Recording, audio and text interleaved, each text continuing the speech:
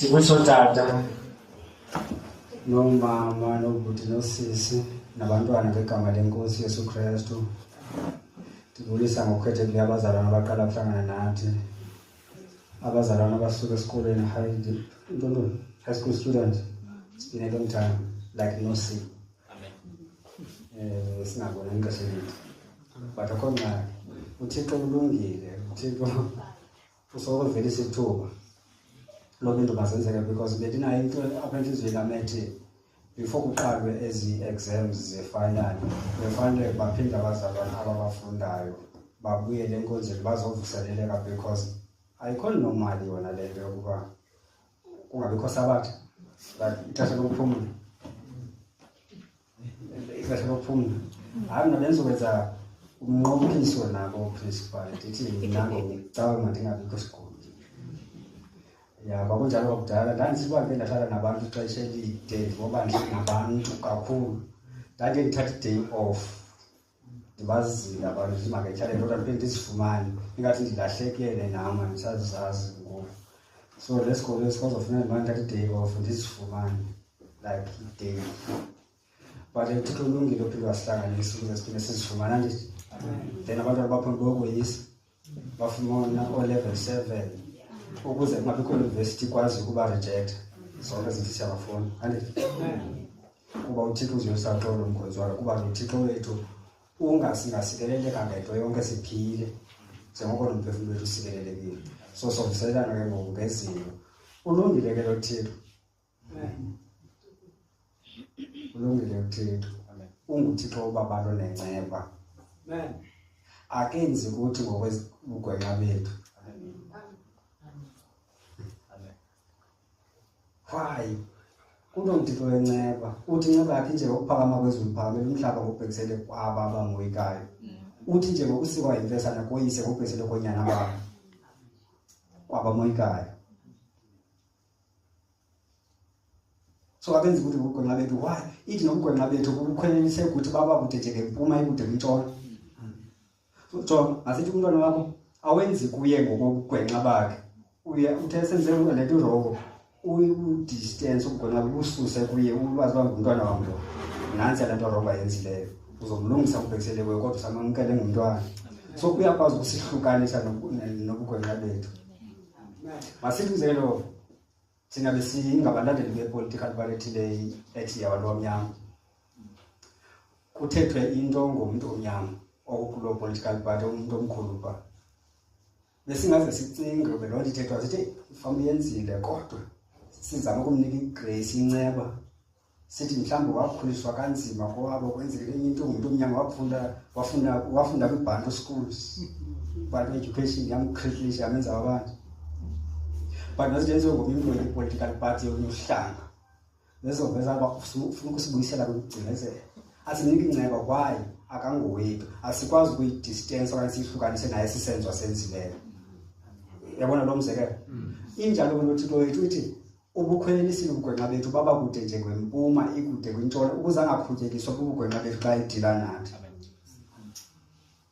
Unjalo ke lo Thixo wethu ithi ukhumbula nokuba siluthuli, uyavelana nathi nokuthathaka bethu. Ukhumbula kwalento sakhiwe ngayo. Yabona xa udila nomntwana uphinde ukhumbule ne-age le yakhe. So ndiyababethana nani, but andiyile nto ixhaphazana nani, ndiyababetha because abamazi wayo. So ndiyabakhumbuza ukuba uhayi into eserious. Xa ndithi hayi bangayenzi zibe motivation. Ya ngizaba mhlophe. Ngokuba mdala kuyakwenziwa ukumbetha. Ngokuba mdala ndiyacinga nje ndithi ndiyam-athenda ndingakwazi ukwenza ukwenceba kuba ndibone ngathi mde naye cinga uba futhi mde. Ya ndingaze ndisebenzise i-energy enkulu, angabi healthy ke ngoku funeka ndithi sibhedlele. So uthi Thixo yena ukhumbula nokuthathaka bethu xa edila nathi, akadiseki. Umuntu omncinci akwazi ukwenzela umuntu inceba, umuntu osmall. Ngumuntu omkhulu ukwazi ukwenza inceba. So uThixo wethu mkhulu. Okay, masivuselane ngento sekanto ngesifo seNkosi. Ngesifo seNkosi. Kukho into efuna siqacinge ngayo first, cinga ngesifo seNkosi.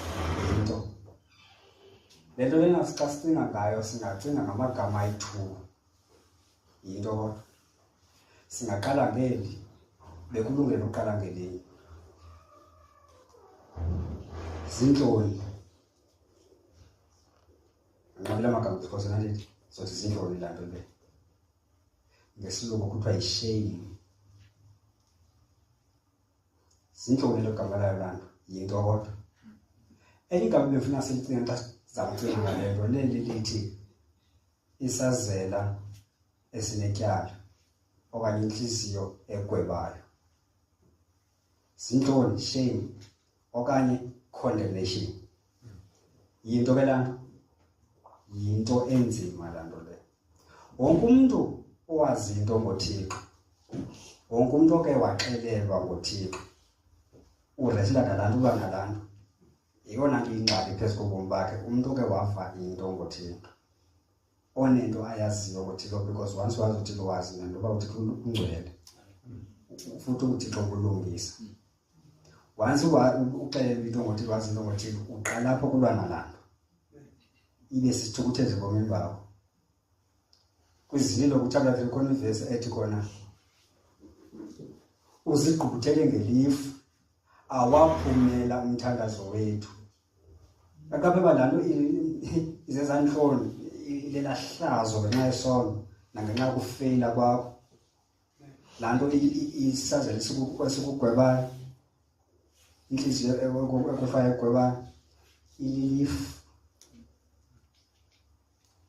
phakathi kwakho noThixo ithile umthandazo wakho yiyo le nto azothi uPetro selumkisa kodade sithi baphatheni ngokucinga ngoba njengoba basitye uthathaka ukuze ithandazo lingathindeleki so kubeke nabagilthi nabanetyala lokuba ningabaphathanga kakuhle ungazithindelela umthandazo wenu ningabi naphawu yokuthandaza ningabi nomthandazo woyisayo umthandazo olungisa unamandla lithi woyisa so le nto esisithukuthezi salesisigqubuthele yinto edila nomuntu wonke othe wazi into ngoThixo abantu bebalwa ngendlela zonke zama ukuphuma phansi kwalaa weight yalaa nto bazama ngazo zonke indlela nangesimpuku nangesi-English nangesixhosa nangazo zonke indlela zokuzama ukuphuma kulaa nto kube khona uSathane ofakisa indlela yokuphuma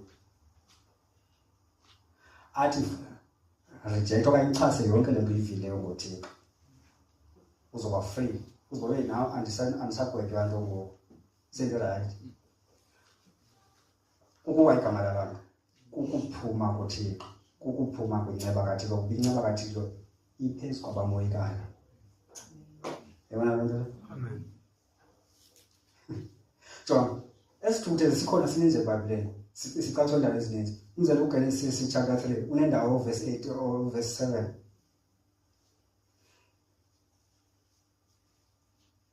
ithi aqabuka amehlo wabo bazi ukuba bambazi aqabuka amehlo wabo bazazi ukuba bambazi intloni sasasithukuthezi basiva isandla sikaYehova uThixo basuka bazimela ebusweni bukaYehova uThixo azantloni zibenza uba bazimele basuke ebusweni bukaYehova uThixo usuke ebusweni bukaYehova uThixo lo Thixo athi funani ubuso bam Dumzo 28 athi Davide kweli uthi funani ubuso bam inhliziyo yami ithi ubuso bakho Yehova ndiyakubufuna abo bantu bazimela phi ebusweni bukaYehova lo uthi funani ubuso bam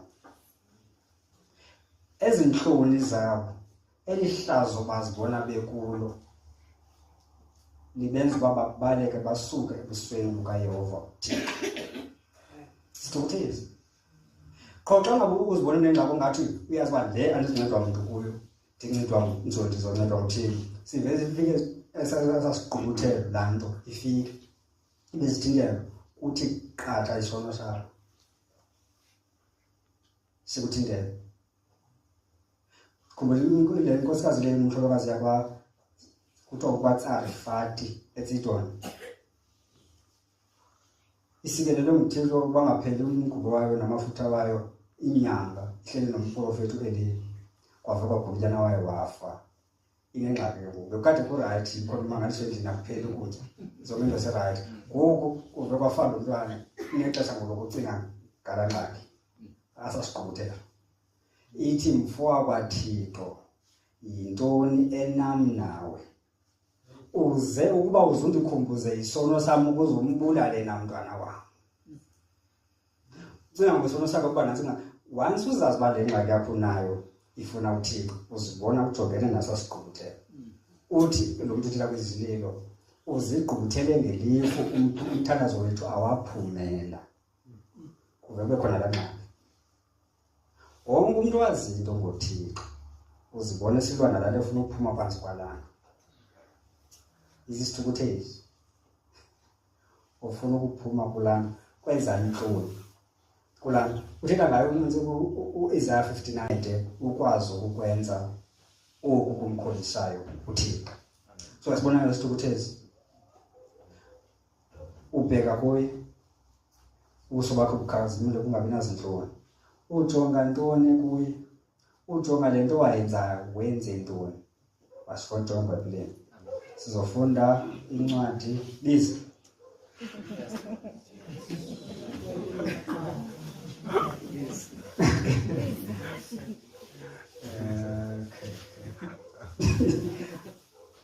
abanye bayiqela kudala abasiphi abakwazi ukubiza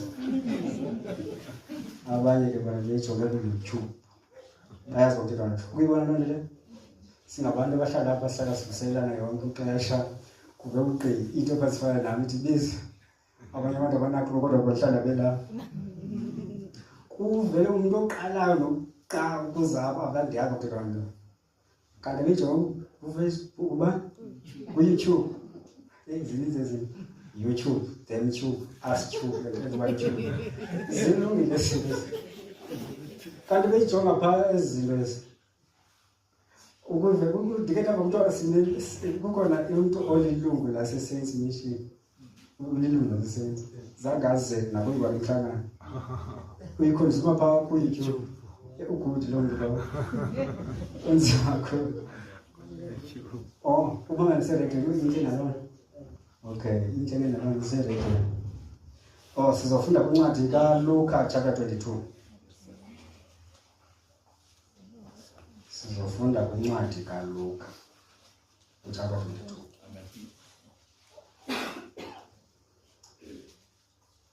okay asikasi jonga qale balithini ba kukhona uverse 3 chapter 22 kaLuka ne ithi wangena ke uSathana kuYuda ogama limbi linguSkariyoti ongwenani labalishumi elinababini bekhona igroup ibandla enabantu abayi-12 qha uYesu phakathi kwabengowenani 13 12 qha ngamadoda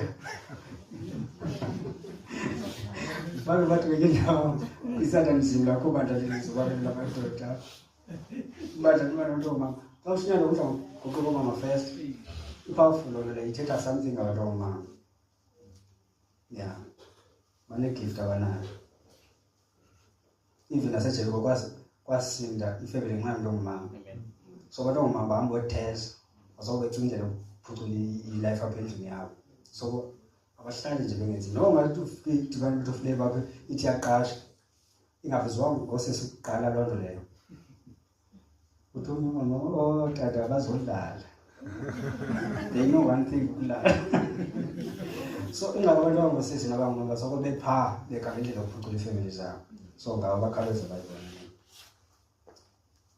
so apha le group ke libadla abantu bayi-12 kuthiwa omnye wale-12 wangenwa ngumoya kaSathane yo bebeve beyi-12 xa abantu oyi-1 wangenwa ngumoya kaSathane sebesheka bayi-11 ke ngoku abarayithi abarayithi bayi-11 ngoku ithi wangena uSathana kuYuda ogama limbi linguSkariyoti ongowenani labalishumi elinababini kwawa umuntu oyi-1 uyile mzalana ngena nguSathane akasangenwa ngumoya kaThixo usengenwa nguSathane kukhona umuntu apha kule bandla ngoku onomoya kaSathane yena owileyo. Then kwenzeka ntoni? Ithi verse 4, wemka waya wathetha nababingeleli abakhulu nabaphathi betempile ukuba angathini na ukumnikela kubo. Kungene uSathane kuye, wahamba waphuma ebandleni wayothetha nababingeleli abakhulu. Yenye igroup ke leyo. Uphuma kule group yabantu abayi-12. Uphuma kubantu abayi-12 fane. Apho Yesu akhona ngwenani. Waya kwenye igroup engayo-12 ekuthiwa ngababingeleli abakhulu nabaphathi betempile. Yenye igroup ke leyo. Uzovala group leyo ba ayivani nale group yakhe. Verse 5 ithi ukhona soqala ixesha sithi sabastini. But siyekile masibela aba5 bavuya. Ithi bavuya banqophisana naye ukumnika imali wabavumela. Uphuma pha ebandleni mzalwane. Uya kwawazalwane kawantu. Bavuya. Wabaluvuyo kubo wabayintsikelelo kubo. Uphuma pha abazalwane bakhe. Bekumele abe yintsikelelo pha abazalwane bakhe uyoba yintsikelelo kawantu ngapha. Lonke hlobo wabo. Ithi banqophisana nabenza umnqophiso. Yabona igama lithi umnqophiso liyathetha. Bezothi lapha eAmerica is a keyword kulento. Liyathetha igama lithi banqophisana naye, benza umnqophiso naye ukuba bamnike imali. Ithi ke yena ke wabavumela. Yena wamkela lo mnqophiso wanqophisana nabo ngoJudas Iscariot. Now ke ngoku verse 6 wamana efuna ithuba elimlungeleyo lokumnikela kubo kungekho siphindu. Unomnqophisana nabantu baphanga phandle ke ngoku lo muntu abafuna ukubulala uYesu lo wangwena kwicala le-12. Bafuna ukumbulala. Yena unqophisana nabo bamnika imali bamthengisa. Uthi ke ngoku wasoloko efuna ithuba elilungileyo lokumnikela kubo kungekho siphindu. Ufuna nje ixesha le-right apho abantu bambalwa khona bamnikela. So ke jonga ngoba uzolandela ntoni emva kwaloo. Uverse 14 uthe ke lakufika ilixa wahlala phansi nabapostile abali-12 kune naye. Kwa igama lithi abali-12 iyathetha naloo nto. Iyathetha lona ni. Abantu be-12 kwasekuqaleni. Omnye wangena uSathane wokunqophisana nabanye ngaphandle. Kodwa ngoku lapho ufika ixesha uYesu uhlala phansi abali-12. Kuthi ukuthi nalo unoSathane nalo unqophisene nababhali ukhona naye apha kule nto. So uhlale naye. Useyi-12 njengaseqaleni. But omnye senqophisene nabanye ngapha abangavaniyo noYesu abafuna ukumbulala. Nqophisene nabo. Ulapha nesibheki verse 8 usixelela ukhona naye. Akho ngxaki kakutyelelo. Now verse 19. Verse 19.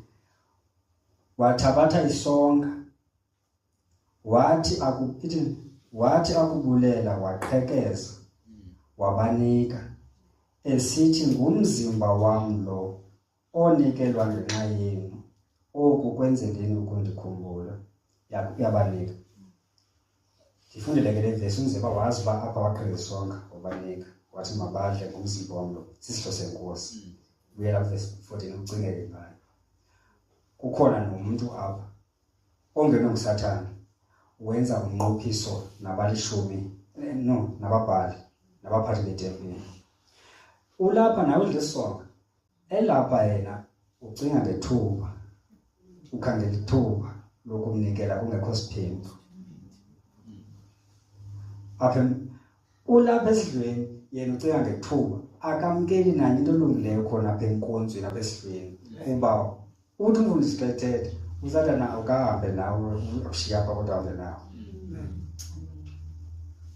usemhlanganweni kodwa ukwenye indawo yena ucinga ngethuba uphakathi kwawo yintoni le kuthiwa isidlo seNkosi ukhona igama le-English elisetyenziswayo kule nto kuthiwa yi-Holy Communion kwaleyo ndithetha ngesidlo because kuthetha nangobudlelwane andithi inokudla phakathi inokudlelana inokukhomyuna le nto yokukhomyuna kukwabelana kukudlelana abantu xa kudlelwana noThixo uThixo akathandi udla sonka andithi ukudlelana noThixo kukwabelana naye ngezinto ezizikaThixo uthi kwincwadi yemizekeliso chapter 1 ndiwumpongozele kuni umoya wam ndabelane nani ngolwazi lam ukudlelana yilanto kuthiwa yi-communion ingcinga zikaThixo nawe seziovalphile zakho ezam ndimnye naye ukudlelana ngoku lo mntu kwesisidlo ukule communion okudlelana akadli nenye into ekhona kwezinto ngaphandle nje kwesonka esi ziyathethwa zokwezi zinto zamgqitha kuba ndicinga ngethuba jonga kumhlangano we-3 days sawuba la sawuthethwa apho uzojonga uzoqaphela le ndawo yabona kukaprofeta kuve kusukuma umuntu xa kuza abantwana baprofeta but ukuba udlele apha ukucinga ngethuba ukhangela ithuba uzoprocess profeta because kungazize kungashukumi umuntu apha esithi yena can I prophesy tonight because ngabikho zidla kwezinto zidlala then umuntu athi qwa now prophesy man of God can I prophesy ucenga abantu kodwa selemndingile iprofeta selemvumela makathethe but nakhe uthi can I prophesy uzafuna imvume ndithi uzongabikho umuntu othetha loo nto apha sukumuntu afuna profeta qha uzihambe sangqina nje abeprofeta utata apha bethetha esithi yena phila ngathi Yesu uyabuya ngoku kusasa angabuya namhlanje angabuya nangomso why isizini leyo lindeleke kakhulu uba mabuye ngayo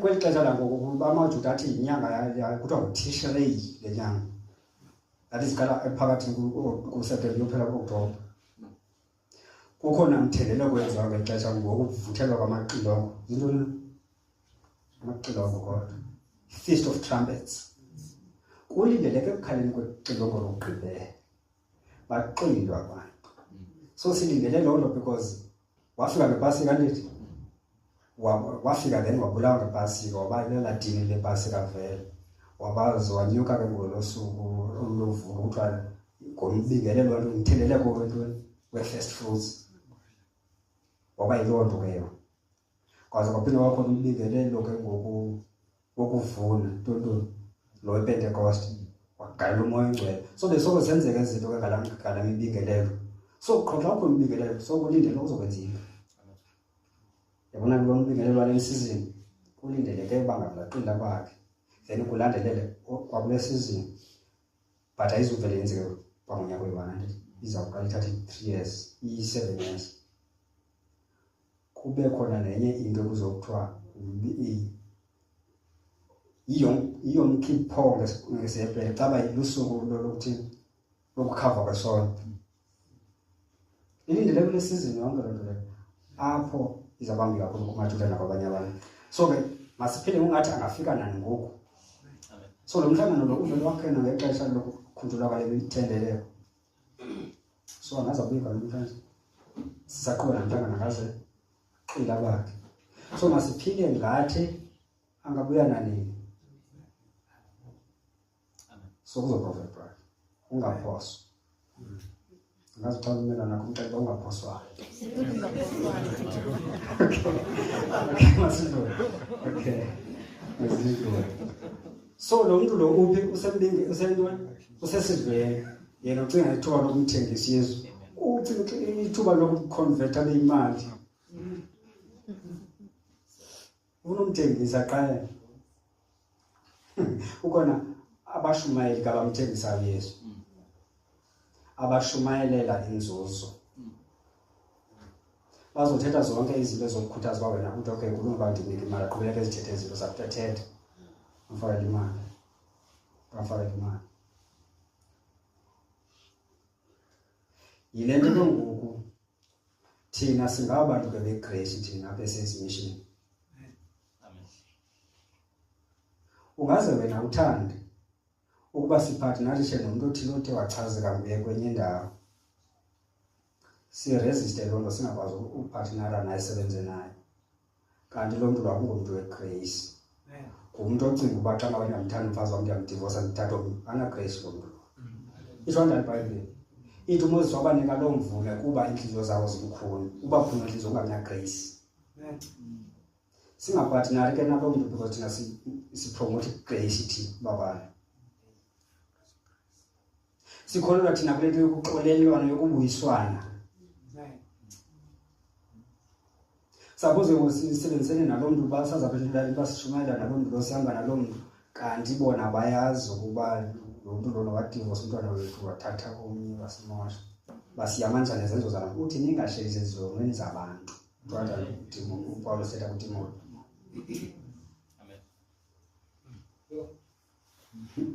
Noko kuthe kwakho le-rift phakathi kwethu baleka umzalwane for some reason sisoko sinebethe xa ethe wabuya siyamamkela ilungiswe lona.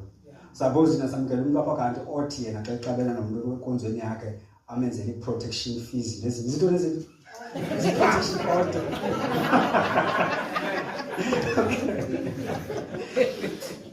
Ukuzibona ezi zinto ziwaves zikaSathane zivele zongena enkonzweni zizovela nakupulpit. Uze ukuthetha nge-COVID even nomshumayeli ngokuxelela ukuphuma i-COVID emlonyeni wakhe. Ezi zinto xa zifikile ezi zithubuthe izinto ezikhona kule ndawo. Kodwa samarayani.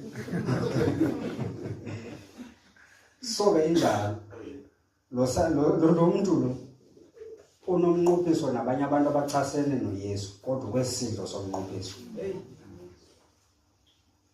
Ucinga nje ithuba lokuyenza ibe imali yonke le nto. Omnye kuze ngenxa sakhe isizathu apha emhlanganweni.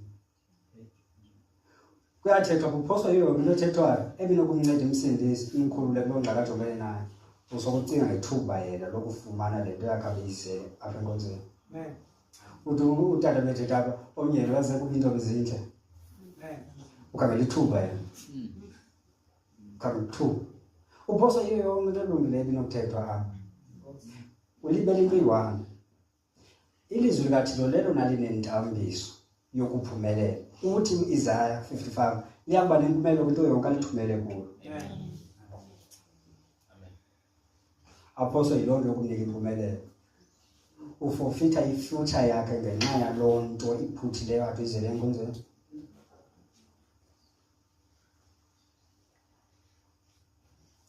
Kusalindeleke kuyo level 7. Kungenwa ngento kuthiwa yi-APS euniversity, i-average point score. Kube ngadityaniswa enye level nenye akaphuma u-45 no-44. U-45 angenziwa ko-7 abangapha. Ungafuneka no-8. U-8 aloku 90 to 100. U-7 ngu-80 to something. Ingade nistalisha ngokulutsha kufundayo. Okay. Usemhlanganweni ke ngokulombikhaya lithuba.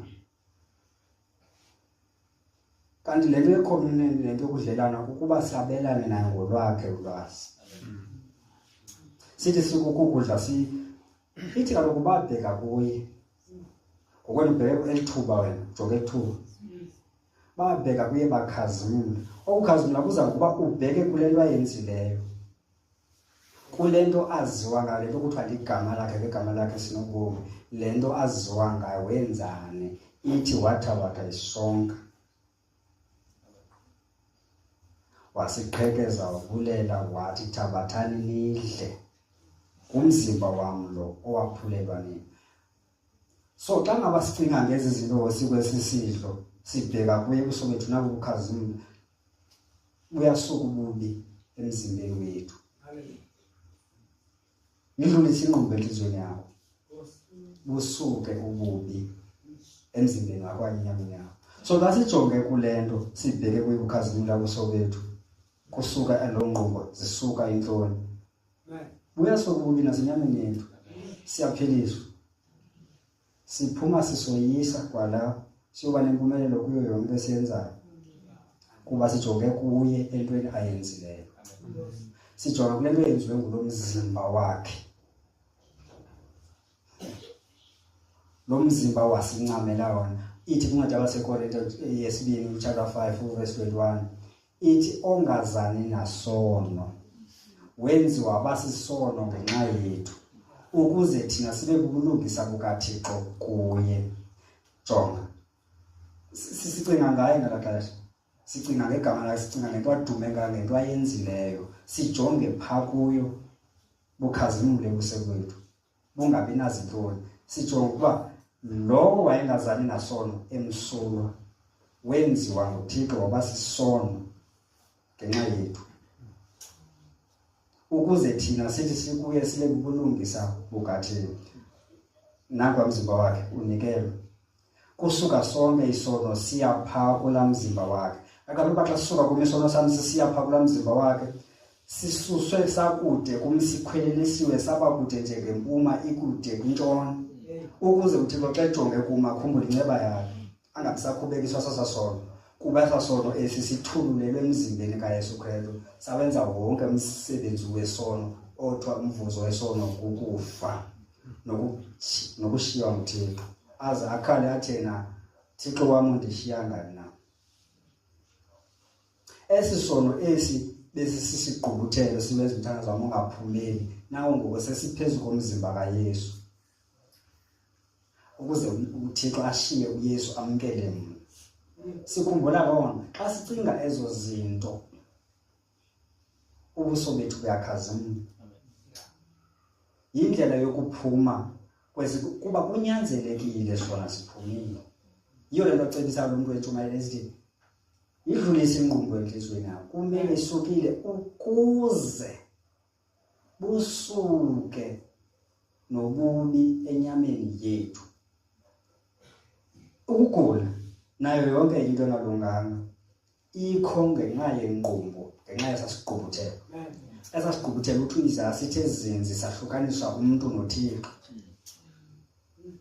So ukugula nayo ke into ikho ngenxa yesasigqubuthelo esiyasithe zintloni nenhliziyo egwebayo. So uthi ke ngoku idlulise ingqumbo enhliziyweni yakho ukuze busuke bube enyameni yakho. So kumele sisukile. Sisuka kanjani? Ngokuba sijonge kuye, sijonge kulo msebenzi awenzileyo ukuze sikholwe kuye, sikwazi nokuthanda abazalwane bethu, sibe nenhliziyo engasigwebiyo phambi kwakhe, sibe nokungafihlisi phambi kwakhe. Kumele kwenzeke loo nto. But umuntu ofumana unithuba apha lokumthengisa uzophosana nalana.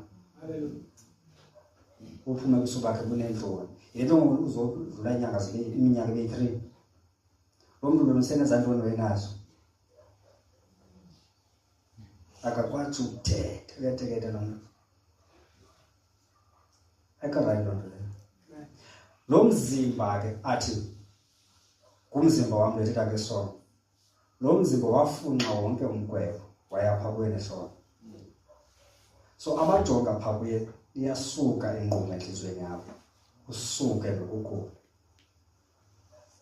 isuke nobubi enyameni yakho abajonge phaa. Because uIsaiah uthetha into engalo mzimba. uIsaiah 53 uthi wabuthwala ntoni? Wabuthwala izifo zethu, wazithabathela kwizifo zethu, wayithwala nomvandedwa wethu. Abona zinto ziyi-2 ezo. Wathwala ithi wathabathela izigulo zethu, wathwala nomvandedwa wethu. Umuntu ugula indlela eziyi-2, izifo emzimbeni nomvandedwa, ukugula kwapha emphefumulweni. Wazithatha zonke ezo zinto, wazithabathela kuye. Ziziphumo zalaa nto besithe inhliziyo egwebayo sisono. Ukugula emzimbeni nokugula emphefumulweni, umvandedwa. Ungaze uzame uyifika uphakathi kwabantu, wenza ngathi ukulento uphakathi kwabo nale joy banayo, kodwa wena unomvandedwa. Ithi imizekeliso nasekuhlekeni ukuphela kwabo kusisingqala. inhliziyo yodwa wazi umvandedwa wayo. Inhliziyo yethu umngani wakhe akawazi. Inhliziyo yodwa ewazi umvandedwa wayo uthi nasekuhlekeni ukuba sisingqala esiphelo sokuhleka. Bahleka abantu bonke okanye ukubona le voice le inyuke ngomuhlobo ongaqhelekanga uyangqola lokho benele akaziva andikwazi ukwenyamezela uhlobo lakhe lokuphakamisa ivoice ingathi ungqole ba azama ukuthula isinto ephanga phakathi kuye ndangqola ithi ke wonke lo mvandedwa uthabathela kuye uIsaya uthi asibathi ubethwa ngithixo ungacinezelwa ngithixo uthi kanti ithi wahlatywa ngenxa yokreko lethu ngenxa yezikreko zethu watyunyuzwa ngenxa yezenzo zethu ezigwenxa ithetha ngokreko nazenzo ezigwenxa transgressions and iniquities yabona ke apho kulena iBhayibhile yam ithi ngenxa yezenzo zethu ezigwenxa mna ndifuna ukuthi ngenxa yajonge igama lithi iniquities ndithi ngenxa yokugwenxa lethu ithi ngenxa yezenzo ezigwenxa right akusiphuzwa eBhayibhile ngithile mna ke ngenxa yokugwenxa lethu abantu baletyala ukuthi ngenxa yezinto abazenzileyo zonke izono abantu abakwazi kuma phambi kwaThixo ngenxa yezinto abazizo not izinto abazenzileyo ungumoni engekenzi into xa inikwe ithuba uzokwenza into wrong qha ugwenxa phanga phakathi kuyo ithetha loo nto iBhayibhile uthetha loo nto umthetho yena abendithayo uYohane uthi othakana sona iyazikhohlisa uYohane nela nomthetho uba umthetho wena ndithethayo awuthethi ngezinto zenzileyo uthetha uba into oyiyo wena xa unikwe ithuba wena uzofuna isono qha kuyo andithi uba usintshwanga uba usintshwanga ulahene xa unikwe ithuba wena so uthi ke watyunyuzwa ngenxa yokugwenxa bethu kukhona this thing abathi le nto bathi concupiscence izono ezingaphakathi ongekanikwa ithuba lokuzenze uyazazi uba uthi ndinje mna akathi intwana kum ndithanda ukukhalimela izinto zayisenza ithi kum ndiyayazi uba irongo le nto kodwa ndisikwazi ukuzinceda ingandizophinde ndenze kwayona sisono esiphanga phakathi abantu bakhondemned hayi ngenxa yezinto abazenzileyo ngenxa yezinto bakhondemned banenhliziyo ezibakho ngenxa yento abazazi uba bayiyo bayakwazi ninganika ithuba sayizinto wrong ithi ke watyunyuzwa ngenxa yezo zinto ezo zinto ke ziphanga phakathi zezizenza umvandedwa ezi sizenzileyo zezizenza intoni isifo lo mvandedwa uphuphumela esifeni sibonakala ngaphandle ithi kodwa yena ubetho labethwa kuYesu lelokuba sibe noxolo noThixo sibe sentandweni kaThixo intando kaThixo yintoni ukuba ngezinto zonke sisikeleleke siphile njengoko nomphefumulo wethu sosikelelekile sikeleleke esikolweni level 7 kuphume APS right ungene nakweyiphi university sikeleleke ezinkomeni nasezikosheni nasezinkukhwini nakwizipinatshis nase-ofisini sikelelekile nasekuvakeleni khona impumelelo isikelelo igama yalona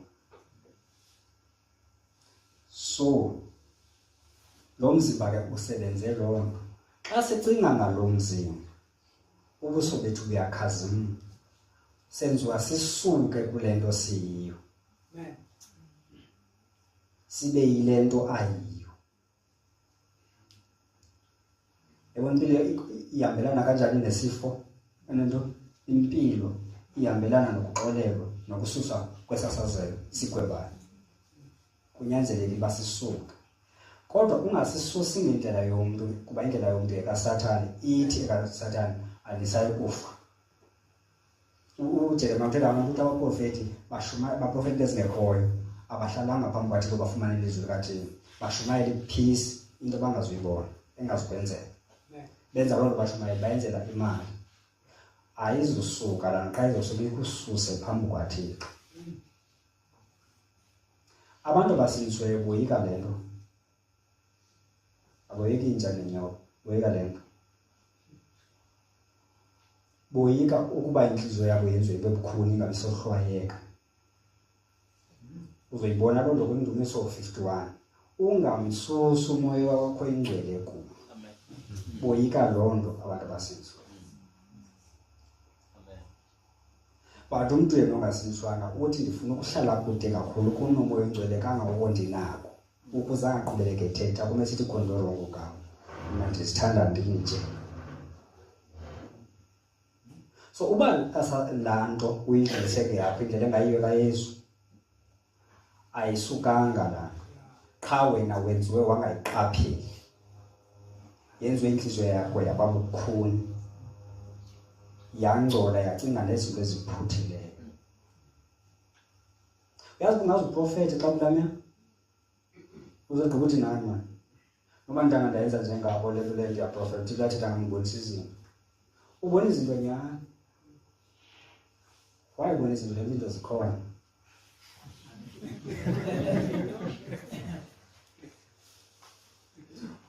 Usathane ufika utyhile izinto nakho ubonisa izinto ufuna ukugcina phaa kulaa ndawo.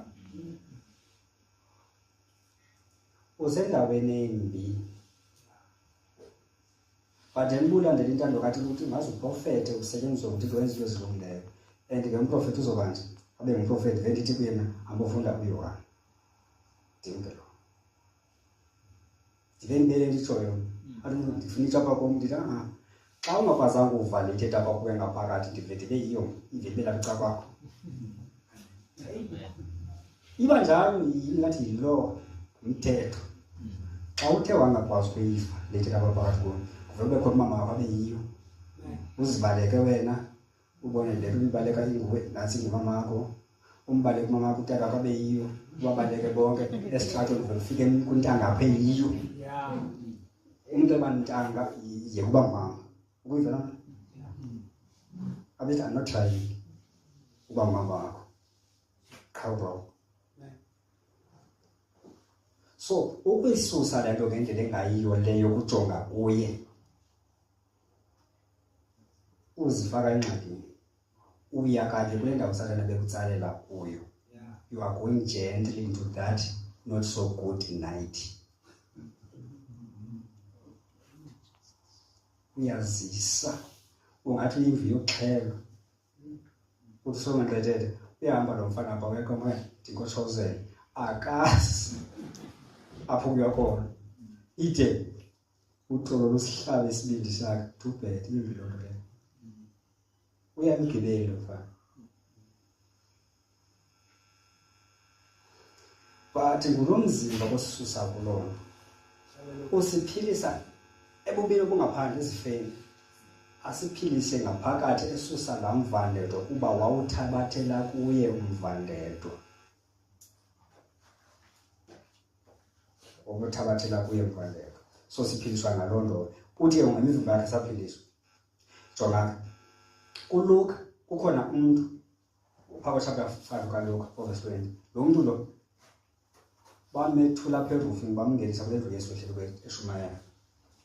Ithi walibona ukholo lwakhe wathi mntana wam izono zakho zixoleka. Lo mntu uyagula ukhubazekile emzimbeni wonke kodwa kuthethwa ngoxolo lwesono. Kucalela isono siyahambelana nokugula sintoni. Ukuphiliswa kuhambelana nokususwa kwesazela esikugwebayo. But ukuba ukhululwe ngunyana kade ukhululeke yena uba bekufike umfundisi athi kuwe izono zakho zixoleka. Ibiza bakhona. Ibiza vele kukhona inhliziyo yakho. Ungabe sayifumana intando kaThixo. Kodwa uba uYesu othi izono zakho zixolelwe kuba unalo igunya loxolela izono. Lo mntu lo uzophiliswa kungeneli nje uba mawaphiliswe abe kwintando kaThixo kuba ukhululwe ngunyana kaThixo. U-Isaiah 33 unendawo ezothi khona abemi bakhona kuzibakho khona othi ndiyagula. Kuba abahlali bakhona babuxelele ubugula babo. Kutheni uba kwimeko yokuqhubeleka bephile ungabikho umncinane othi ndiyagula? Kuwe nqaba abantu abahlala phaa babuxelele ubugula babo. Uphi phaa uthetha ke yena ke ngeJerusalem entsha le into wathi bathembisa ngayo yona ngabaprofeti into esikholwayo basiyiphathi yayo thina siyiyo so ngabantu abakulento sikuyo babuxolelwe ubugwenxa babo ngenxa yalonto abaguli akuyenzeka baba bezandla baphila bahleli kuyo intsikelelo ezisa impiliso abekho siqalekisweni ngabona phakathi kwethu sibeka abantu izandla bephiliswa abakatyhilakala lento sikuyo abakayamkeli abakabikho kuyo kulento kuthiwa eziyoni so abantu bezithi ndiyakhola so bezandla baphila but sibe singathembelanga sifuna ubafundisa inyaniso bade bangene kuyo baqhubeleke kwintsikelelo bangathi ndiyagula but kuzoba khona omnye umuntu yena ospecialize nge-gift of healing uzothi cha thembelana kumi zemanje bezana ndiphi angabazisi inyaniso ba intando kaThixo uba mbasikeleke ngento zonke baphile kungabikho uthi ndiyagula awuzogqiba bazobetha mina thena ima kumele abantu babekuzandla baphile itshiwe elizwini lonto leyo no uyitoleka iBhayibhile ngokwe-experience yakho nangokwe-gift yakho toleka le gift yakho ngokwento ebhalwe uthi abantu ufuna baphile kungabikho uthi ndiyagula kuba bonke bakuxolele ubugwenxa babo kukhona inkonzo abantu bahlanganayo khona kungathethwa ngesono qha lo minister kakhulu le gift yokubaphilisa yabaphilisa qha yabaphilisa qha bambe konjalo wabuye begula babesana baphile athethi ngaguquko intando kathi baguquke baphile entsikelelweni intando kathi qolele baphile kungabikho uthi ndiyagula kwe ngabe into ndiyagula iyancini ifana nomuntu ophansi kwentoni kwasasigqubuthela uthela sona uchapter 90 kwindumiso verse 7 ukuya ku9 uthi imihla yethu ithi shwaka dathi isangene phambi komsindo wakho imihla yethu yakhala siphele phambi sokuthi umsindo kaThixo yilani kunqobo uthi imihla yethu siyigqiba ngentsebezo ngemoni ngesingqala ngenqina komele inqina abami bakhona ke abathi ndiyagula esisusiwe esasigqubuthelo kuwo but abaphansi esasigqubuthelo imihlabo iphela benqina besithi omnye ndingumuntu wentloko ndingumuntu wamathambo ndingumuntu wenyawo namatolo ndingumuntu wenwele ndingumuntu wetonsils ndingumuntu womqala ndingumuntu wesifuba ndingumuntu we-ulcers umuntu xa kanjalo esingumuntu wayo into ubhile ongakuyo le nto lena inkosi uzohlabelela ke zonke uzothi akangiboni umlingana naye uyabusa njalo ehlizweni yakho kodwa xa sekuthethwa phaa kuncokolwa ke ngoku phaa phandle kancokola funeka nje uncokola ayiziphelela kule nto kuhlala apho le kufuneka ncokola ezigubhini ezincinci uzothi mna ndingumuntu wamathambo mna ndingumuntu we-ulcer iphela imihlo yakhe ngentsebezo ngenqina inqina iphela imihlo yakhe ngenqina ngokuthi mna ndingumuntu wamathambo kubusabani bomi bakhe ungumntu wale nto umuntu wagqirha yake atsho yenza naye yonke inkosi yakho kwegqirha icacile wena umuntu wegqirha wena imihla yethu iphela ngentsebezo iphela sisebenza ithi abemi bakhona akuzubakho uthi ndiyafa amen uthi kanjani Isaiah 33 verse 24 ubemi bakhona akuzubakho uthi ndiyafa akho usebenzayo uncenayo pha abakule ntsikelelo kuba sisusiwe sasigqubuthelwe salifu lezintana zabungaphumeli lo uthi lelingalo kaYehova bamayingabisindisi isusiwe kumele isuke laa nto le isuke then ke sijonga lo mzimba kaYesu ithi wathi abatha isonka wathi akubulela waqhekeza wabanika esithi ngumzimba wam lo onikelwa ngenxa yenu oku kwenzeleni ukundikhumbula wahlala sikhumbula uYesu ukuyilibala lento siyenzelwe nguYesu leyo kuba yena engazange sono wenziwa isono nxa yethu isenza loo nto silibale indawo esuka kuyo, silibale laa ndawo izathetha ngayo Isaya 59, silibale indawo sisuswe kuyo. Le ndawo wayekuyo umuntu kuthiwa ngu-Adam no-Eva, ithi ukuba bani, ithi basiva isandla sakhe, bazimele ebusweni bukaYehova uThixo wabo. Verse 9 azothi yena wathetha kuYehova ku-Adam esithi uphi na. Iyathetha ke nalaa verse, verse 9 ithetha into ezophinda iphendulwe ngumthetho, umthetho encedisa abantu uba makazibone uba baphi. Uyababona ukuthi umthetho uba baphi.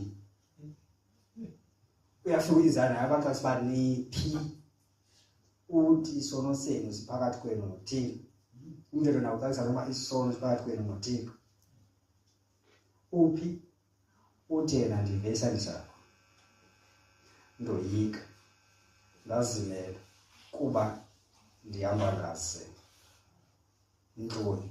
Singenza uba angami phambi kwaThixo, angami ebukhoneni bukaThixo. Indumiso 16 ithi ebusweni bakho inzaliseko yemivuyo. Akakwazi ukuba sebukhweni bukaThixo, ebukhoneni.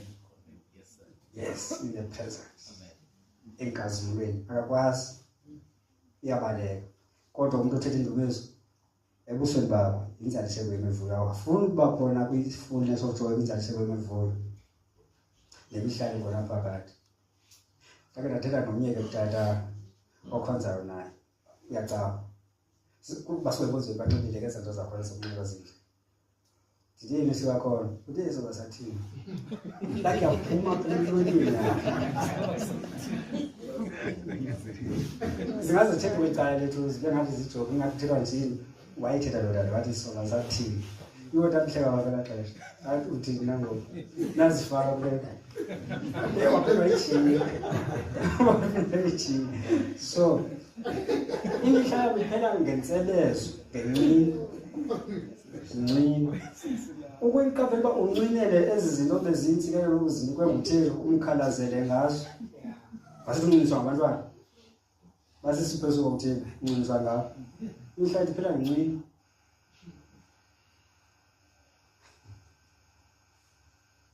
Kukhalaza igama layo. Ithi amasela lafa ngenxa lona. Fi. Sisona. Nqini. Okay, bafuna isifundo. Kwangokunjalo nayo indebe wayithabatha, kwakukhova ukudliwa, esithi le ndebe ingumnqophiso omtsha osegazini lam eliphalalela nina. Kudliwe isonka abethe ngumzimba wakhe, sikhumbulile inyaniso ngomzimba wakhe bayithini. Yasusa kwasigqubuthela, oyamkela lo nyaniso ubuso bakhe buba radiant, buyakhazimula. Kwa because ithoni akwazi ukuma phambi kwabantwana athi Yesu wandisindisa. Amen. Sukile nomvandeko unoxolo ngaphakathi. Uthembisa loo nto lo mzimba. Sukile umvandeko. Ngoku uthatha abantwana nantoni? Nendebe. Athi le ndebe ingumnqophiso omtsha osegazini lam. Le ndebe ingumnqophiso omtsha. Kwanegama lithi omtsha liyathetha na liyinto. Umnqophiso omtsha osegazini lam ngumnqophiso wobukumkani bamazulu. Uthi kuNikodima xa ethetha uba umuntu akathanga azalwa ngokutsha akayikubona ubukumkani bamazulu. Ngokutsha konvethi utshapha ubutsha. Ongathanga lo muntu lo kuthiwa nguNikodima ungumJuda, ukulo mnqophiso bekuthiwa ngomdala. Lo uze ngoMoses. Uzazi yena ngokwakhe sebukumkani bamazulu ukuthi uYesu ayamka njani. Uba uzalwa ngokutsha. Umnqophiso omtsha lo, ubukumkani bamazulu ulawulwa nguThixo. Uthi nami ngomnqophiso le ndebe ngumnqophiso omtsha segazini lam. Uverse 17 kule ncwadi leyo esibini kwabaseKorinte, chapter 5. Ukuba umuntu kuKristu sisidalwa esitsha. Abaprofeti bathetha ngento entsha, new creation, isidalwa esitsha, indalo entsha, iJerusalem entsha, esithembu besitha ngaso athetha sona uIsaiah 33. Sithetha ngomnqophiso omtsha azaziyo. Isidalwa esitsha uthi umuntu ke uba ukuKristu usesidalwa sithi zonke ezi zinto uThixo azithembisa bezithembisa ngabaprofeti ebezithembisa lo muntu ukulomnqophiso omtsha lo muntu kuthiwa sisidalwa esithi kuthiwa izinto zakhe ezindala zidlule laa nto bekade yiyo idlule. Ucinga ntoni ngawe ngoku? Usacinga uba wena yile nto ithile kusazi uyiyo? Ndithi abanye abantu banesasiqhubuthelo okwakoyika nokungafihlisi phambi kwaThixo, hayi ngenxa yezinto abazenzileyo, ngenxa yezinto abazizo. Wathi omnye, thathani laa nto niyingenise endlini kuba xa ndibuyisela uzayeba. Why? Uyazazi uba ulisela. Xa ifumane ithuba uzokweba qha. Umntu ethetha loo nto Yesu ufika athethe loo nto leyo uthi mkhangele nje wena umkhando ke unetyala lokuqeqeza. Awuyenzanga yinto oyiyo. Umntu uthi uyile nto wena. Unalaa nto ke ikwenza ungahambi phambi kwaThixo. Yile nto azothi ke ngoku ongenaso phakathi kwenu ngamgqibelo ndibanathi ngenxa yento bayazizo. Baso. Kodwa umuntu uba ukulomnqophisa akaseyiyo loo nto ebekade yiyo. Izinto zakhe ezindala zidlule. Khangelani izinto zakhe zisuke zabantsha. Zonke izinto zathi ubukumkani bamazulu zathi ubutsha. Uthi umnqophiso omtsha segazini lakhe. Uthi xa ethetha kwabaseEfeso chapter 4 uthi kuye sinenkululeko ngokuhlawulelwa ngegazi lakhe. Thetha ngokuhlawulelwa uthetha nangomnqophiso. Thetha ngokuhlawulelwa redemption thetha nangomnqophiso. Umnqophiso yinto esetyenziswa xa kuhlangulwa kumntu kwimpilo engento yanto ebethe wayifumana lilifa wayamkela kubazali bakhe.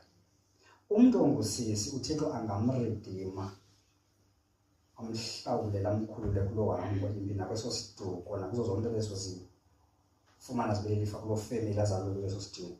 Angayenza loo nto ngomtshato. Umtshato umnqophiso nini? Ngoku lo msebenzi wangenyefane usukile ushiye umama wakhe notata wakhe wanathela umyeni wakhe babanyamanye.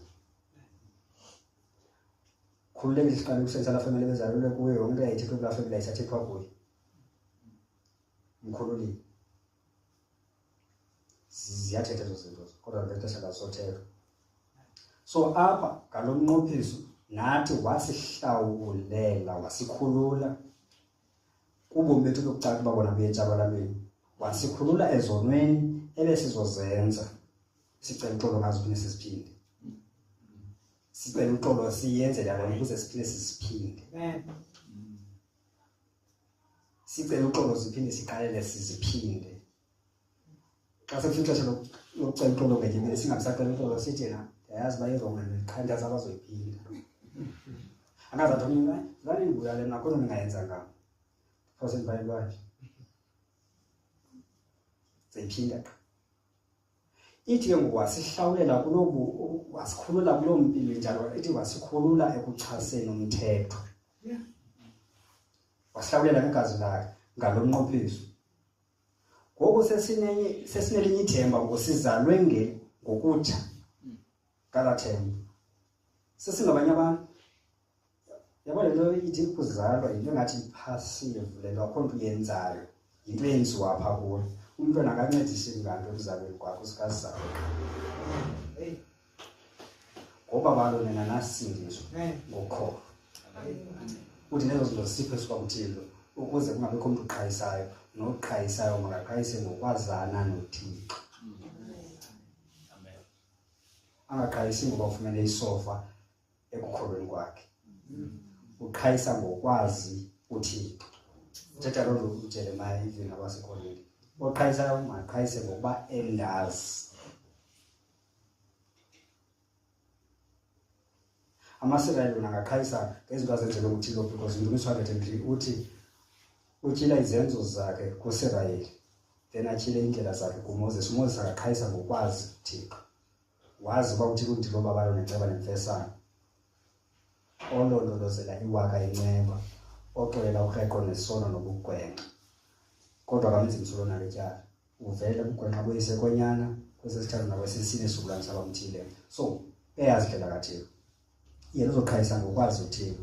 azathi izakhe ethetha makangathi oyiyunakhe hayi mna ndingumthomi leyo uthi igama lakhe lizawukhunjulwa umuntu okulomnqophiso makangathi xa jonge imeko yakhe athi akukho nto yam kuba kukhona into ezophuma ngaye kulo mnqophiso.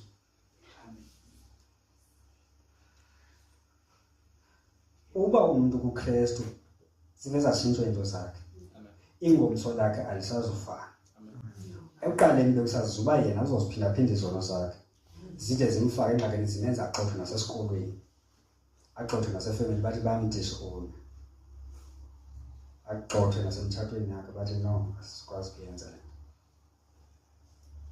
akhula abe mdala abantwana bakhe bangavelani naye wazenza wabumosha ubudlelwane bakhe ngela xesha besenamandla wajayiva kakhulu basheka bezibone bakubathini akasenamandla kubo sebenamandla bona abantwana uyabadinga bathi no asithini tata thina saqhela ukuzenza izinto ngaphandle kwabo. Wayezoqhubeleka esenza loo nto azifake engxakini ekugqibeleni ayotsha esokweni naphakade umlilo ongacimiyo nempethu engafiyo kwakuzoba siphelo sakhe ezo. Kodwa ngokuYesu ngegazi lakhe wamhlawulela wamkhulula kobo bomi bunjalo. Ngoku sephila ubomi bokuzukisa uThixo nobusilelela abazalwane bakhe nabantu bonke abasebomini bakhe. Uvuka everyday sazi uba namhlanje into ezohlangana nazo kusilelela namsileleleke kuyenzeni loo nto. Namhlanje uzofumana ithuba lokuzukisa uThixo. Uvuka inaloo nto. Ekuqaleni besazi uba uvuka zakuba ndizifuna mna. Uba ndizifumane zawuphazamisa omnye umntu. Umntwana unjalo uzifuna yena umntwana uvuka everyday zakuba ndizifuna mna xa engazifumani akhale engqondo. Yandithi ke nakake kuzofuna umntu akhale xa ngabakhona into embi ayivayo. Xa ingekho nzomenza ave into embi then uba nesizathu sokukhala. Then ukukhala kwakhe kube ligadi ke hayi mama xhaxhaza abantwana qha ke olubeka uswazi lakhe uthiya umntwana wakhe oluxhomayo ube nedust uthile mntana thanda usathane lo nto lo Sathane uzokuphila apha emntwaneni uJudas wangena nokusathane. Okay, so ke ngoku uthi le ndebe ngumnqophiso omtsha osegazini lam. uJudas apha ke usenomnye umnqophiso sekomnye umnqophiso. Yabona xa ungena komnye umnqophiso uyanalifaya omnye umnqophiso uyaphelelwa. Yes, for example masithi nomntwana intombazana uzobe izifanyana lo mntwana ezale umntwana elapha kwam lo mntwana uzobe izifanyana kwam. Lo mntwana lobeke wenza umnqophiso nomnye umfana kwenye indawo wenda lo mntwana lo uzohamba kwala mtshato awusaziba ngowami.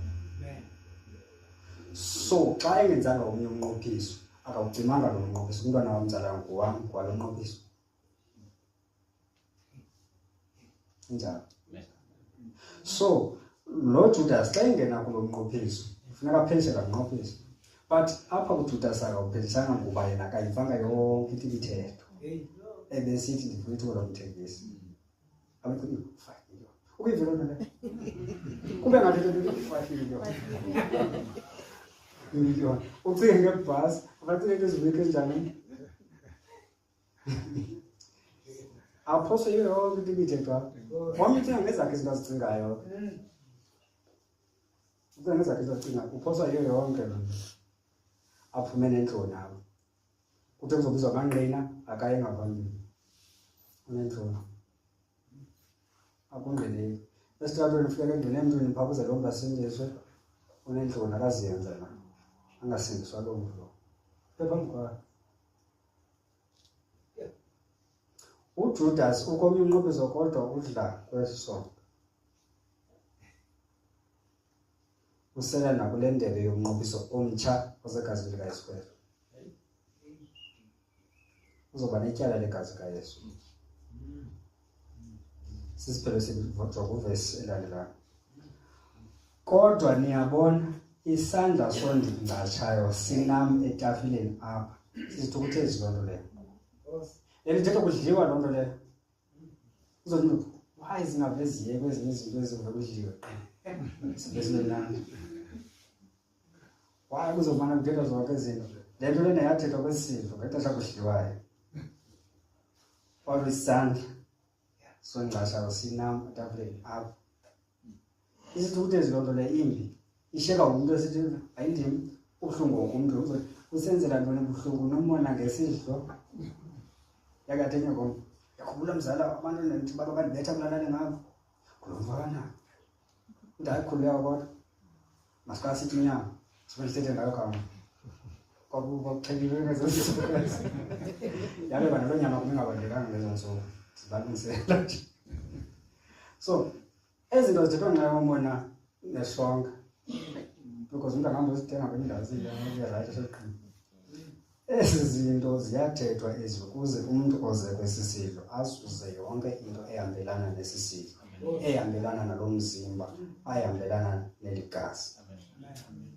kufuneka sicaciswe isiphelo somntu ongathanga wayamkela because uthi abaxethetha kodwa niyabona isandla sondingcashayo sinam etafuleni apha ephile apha unyana womntu okunene uyemka njengoko kumisiweyo kodwa yeyalo mntu angcatshwa nguye yengezithukuthezi phezu kwesithukuthezi babuhlungu ke ngoku abantu badlile uyibona uba uthi usandla kuve kuthetha into zamatyala awusaqiniseka ngokuqhubeleka yho nto fiselana ngezinto xa sidlo uthi yeyalo ngcatshwa nguye le nto yona ibisoloko izokwenzeka uqhawe ngowakhetha kwaba kuve kube nguwe yabo le ndithi uqalekisiwe lo angcatshwa le ndithi uqalekisiwe ithetha kungcono uba ivula wangazalwa because ubomi bakho uzuba nzima ukumve xa bethetha abaprofeti ujeremia na maluqalekiswe nosuku endazalwa ngalo even nalo mntu lo anamsakatha utata bakuzale lo nyana uthi uyuphi abantu abakwazi ukuqalekisa nabaqalekisa bade bashukumise nolivayatani mabaluqalekise usuku ndazalwa ngalo uthi ngengcono uba mna ndasuka esizalweni ndaye engcwabeni straight kwaye siva kanjani ubuhlungu kakhulu umzimba wakhe nomphefumlo wakhe ngalaa xesha ngenxa yezibetho osuka kusatana so uthi uyesu ke apha uzoba njalo nalo mntu kuloo mntu lowo kungcono kungazalwa kunoba uzalwe sokuphile ubomi buzophilwa ngomntu siyazazi phela lo mntu ngena kusatana kuyaletha uzame ngangena ke emntwini emlulamele wangena uyenza inhliziyo yomntu bebukhulu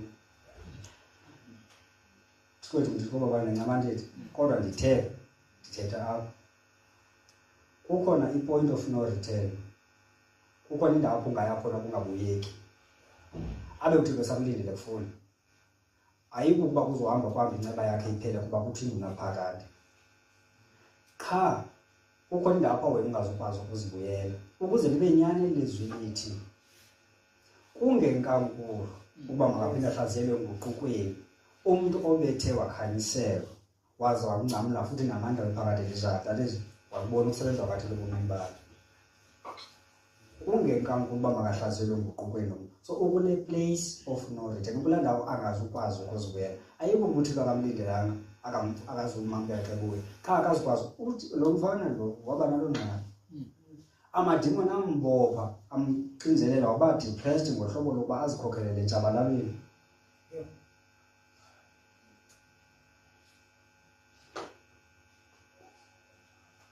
kwenzeka loo nto zinto zithethwa ezi xa uzolesifo seNkosi xa umshungele phantsi kanjengam so ke ususe yidlulise ingqumbe entliziyweni yakho ususe nokuba enyameni yakho but ususwa ngale ndlela yamkela le nyaniso ingeniso yamkela inyaniso yomzimba kaYesu ujonge kuye ukholose ngale nto ayenzileyo uthixo aqhubeleke esebenze ngobumi bakho awuqale umsebenzi olungileyo lo msebenzi olungileyo ngumsebenzi wokuphilisa esusa laa mvandelo esusa nalaa mbandezo liyevana emphefumlweni wakho ephilisa nomzimba wakho ekusendaweni apho uzoziva naba ndisikelelekile ngohlobo lokuba andifuni umuntu abe ngaphandle kwale ntsikelelo, ndifuna uba intsikelelo nakwabanye abantu. Ukhona umuntu othi yena ungaphandle kule nto, ufuna uba ngaphakathi. Ukhona umuntu ongasindiswanga ofuna yena ukusindiswa. Bayibaphakamisa izandla.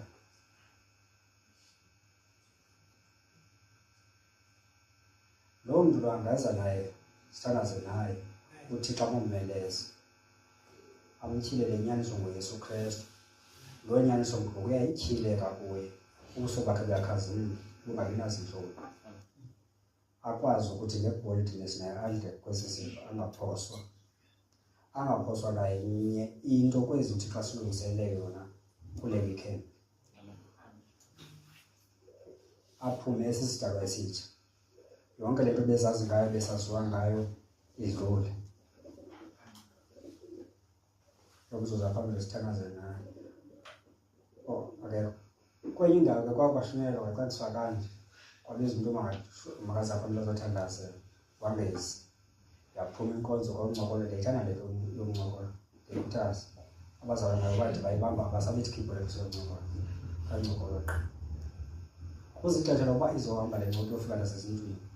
Iye nasesitratweni, iye nasekwembeni, nasekuhlanjweni kwezitya, nakwezinye indawo kuncokolwayo. Ancokole nje abantu. Baziphume umuntu egodwa ezazi uba ndifellowshiphile ke ngoku. Ukuyibona into ukhonze nabantu i-3 days, uphume ungabazi nokuba bafunda phi, basebenza phi, banosebenza phi, bangasebenziyo, banofuna umsebenzi. Kanti kunokubanceda ukuba qha kakuncokole nawe. But then lo mzalwane yena waye wancokola nomnye umzalwane, wasondela komnye wabafundisi wathi, ndiyafuna ukusindiswa, ndivina nale mithetho qha akhange kube lula ukusukuma apha phantsi, ndiza apha phambili. Then wafika uYesu kuloo nto, waphuma ke but kububulumko ulisebenzisa ithuba elifana neli. Kufuneka uye uSathane umoyise, athi uDavide ndiyakulibethela iwathi igama lakho phambi kwezithixo. Wenze that work. Usithi mna ngoku ndiyamzokisa uThixo uhleli ngona phakade. Mzokisa. Inamandla loo nto leyo. Haleluya. Yindlu kaThixo athi umuntu othetha ngendumiso, ndiyayithanda Yehova indlu yakho, apho wena uhlala khona. So kubulumko ulisebenzisa ithuba elifana nelo. Osizalwa esitho seNkosi, masisibelele. Bawo, jabulela nangalithuba lokulisebenzisa seNkosi. Jabulela Nkosi nangalithemba sinalo lokuba simenyiwe esifeni somsitho wayo imvana. Nkosi bababala abakhonzi bakho, hlala ubakhumbuza Nkosi indawo bathathe kuyo ukuze bahlale benokubulelwa every day bekukhonza ngawo ngegama likaYesu Kristu.